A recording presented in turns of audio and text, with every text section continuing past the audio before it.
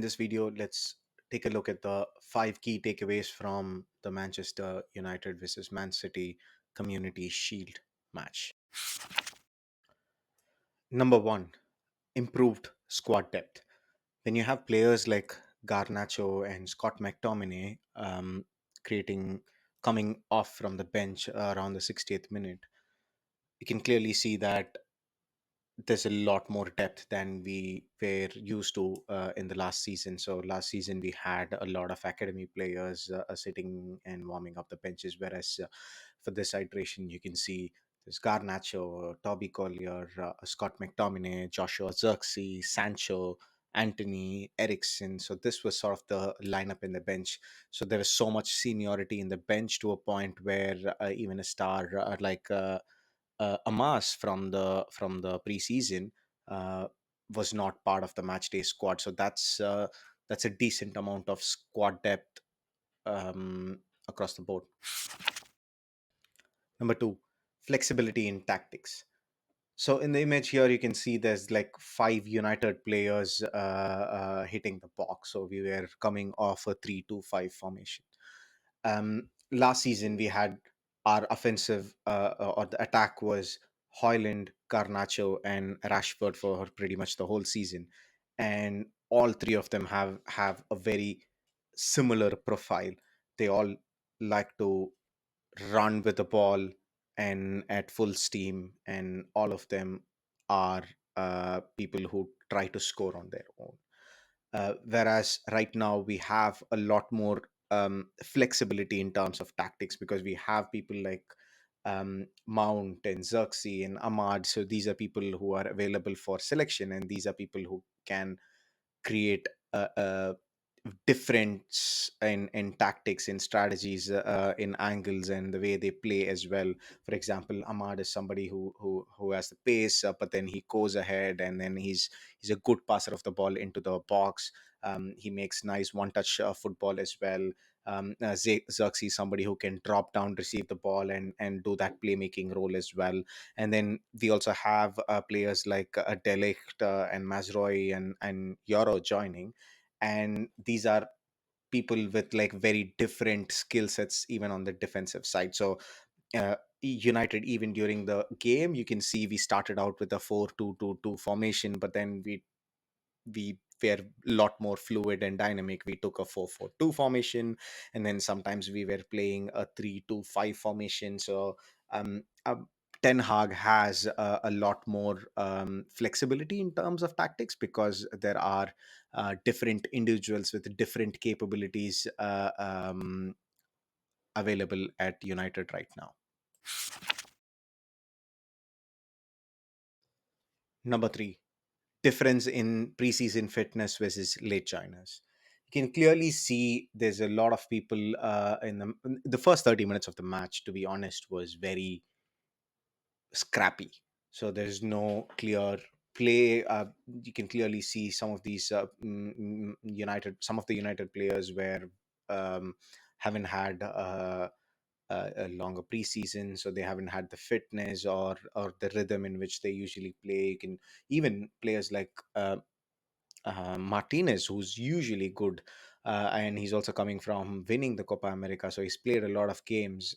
Looked a little bit out of touch, whereas the people who were sort of the important people around the preseason, like Casemiro, Mount, and Ahmad, actually were a lot more fit and making those runs. Especially Casemiro, he looked like the Casemiro of the first season we had. Like he's lost a little bit of weight. He's a bit more quicker. His tackles are a lot more um, precise than just going and falling at the feet of the opposition player.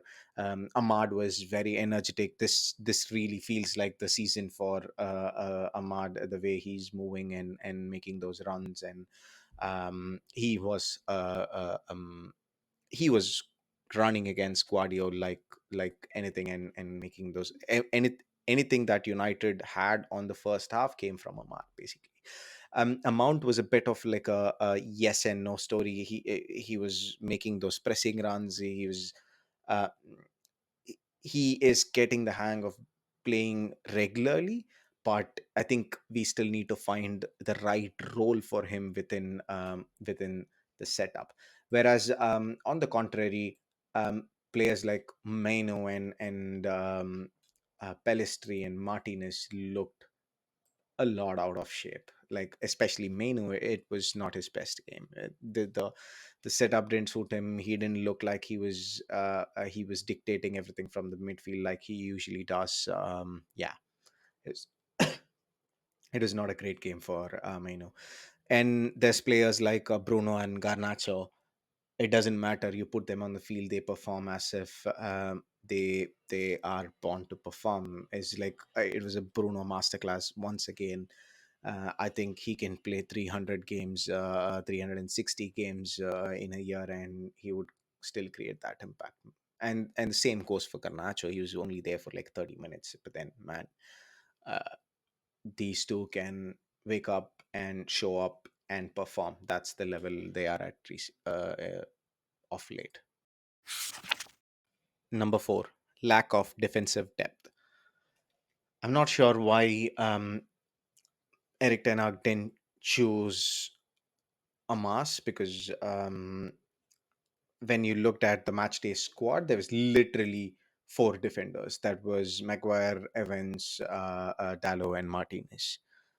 And there was not a single other defender, neither a centre back nor a fallback, um, in the substitution list. And found it very tricky, especially you're going against a team like Manchester City, and then um, you don't have a backup defender, and you're playing like three injury prone players except for Dallo. Maguire, Evans, and Martinez have had quite a significant number of injuries last season.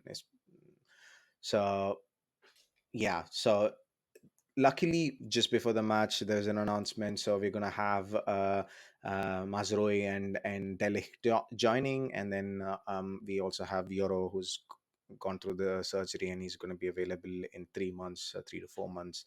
And then we have Amas, who is doing reasonably well in the academy on the left back front. And then we have Shaw and Malasia coming back, but out of these sort of 10, 11 players, there's only like four people who were available for the match, and this is something that we have to keep an eye out for, because both Delict and Mazroi are also slightly more injury prone than an average defensive player. Number five, Onana needs to improve on penalties.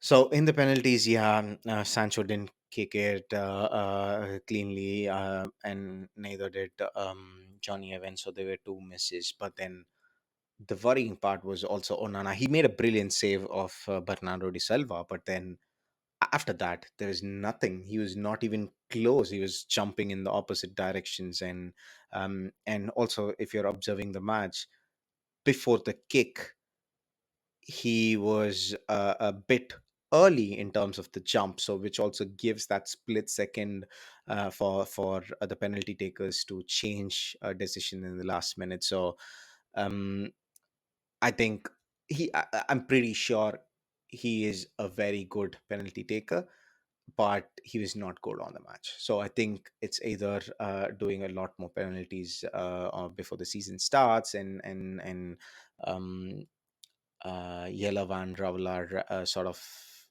giving him some tips in terms of how he can process it. So I hope Onana starts showing some improvement on this aspect soon. Thank you for watching the video. In case you like the content, please click the like button and also subscribe to the channel. See you in the next one. Bye bye.